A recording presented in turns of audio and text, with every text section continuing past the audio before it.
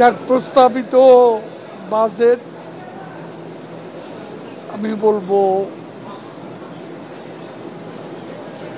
সংকটের বাস্তবসম্মত গণমুখী বাজেট এবং এই বাজেট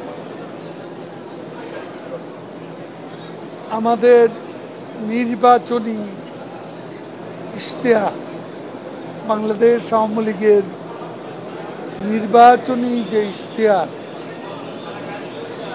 সেখানে আমাদের যে অঙ্গীকার ছিল বিশেষ অগ্রাধিকার প্রাপ্ত যেই প্রকল্পগুলো তার মধ্যে দ্রব্যমূল্য নিয়ন্ত্রণ,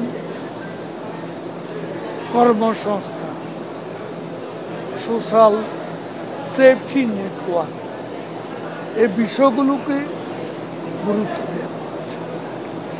সেদিক থেকে বাজেট আমি বলবো বাস্তবসম্মত, সাহসী, গণমুখী বাজেট।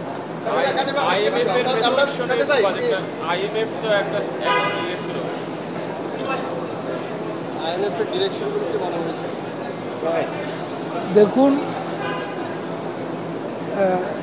আমরা আমাদের বাজেট এই সরকারই করেছে, এখানে কোনো প্রেসক্রিপশন কাজ করেনি। প্রেসক্রিপশনে চলার লোক শেখ হাসিনার সরকার। বাজেট ভালো হয়েছে, আপনার কিছু কিছু উদ্যোগগুলি নেওয়া হয়েছে যেটা আপনার আমাদের স্মার্ট বাংলাদেশের জন্য যেগুলি উদ্যোগগুলি নিয়েছে এটা আমি মনে করি ভালো। তো এখন দেখতে হবে দ্যাট এটা আমাদের টোটাল বাজেটের ব্যবসায়ীদের উপরে কীরকম ইম্প্যাক্ট করবে।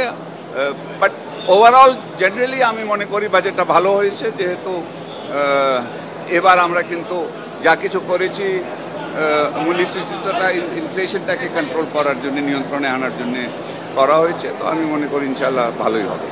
এ বাজেট মানুষের জন্য, সাধারণ মানুষের জন্য, দারিদ্র্যমুক্ত হওয়ার জন্য, শিক্ষাকে মানুষের আরও দোরগোড়ায় নিয়ে যাওয়ার জন্য। কাজে এই বাজেট বিশ্ব রাজনীতির এমন এক ক্ষণের বাজেট, যে বাজেটটি আমাদের জন্য আমরা মনে করি অত্যন্ত চ্যালেঞ্জমুখী। মূল্যস্ফীতি রয়েছে, সে মূল্যস্ফীতিকে মোকাবেলা করে আমাদেরকে সামনের দিকে এগিয়ে নিয়ে যাওয়াই এবং আমাদের যে নির্বাচনী ইশতেহার, সেই নির্বাচনী ইশতেহারের বাস্তবায়ন আমাদের মূল লক্ষ্য।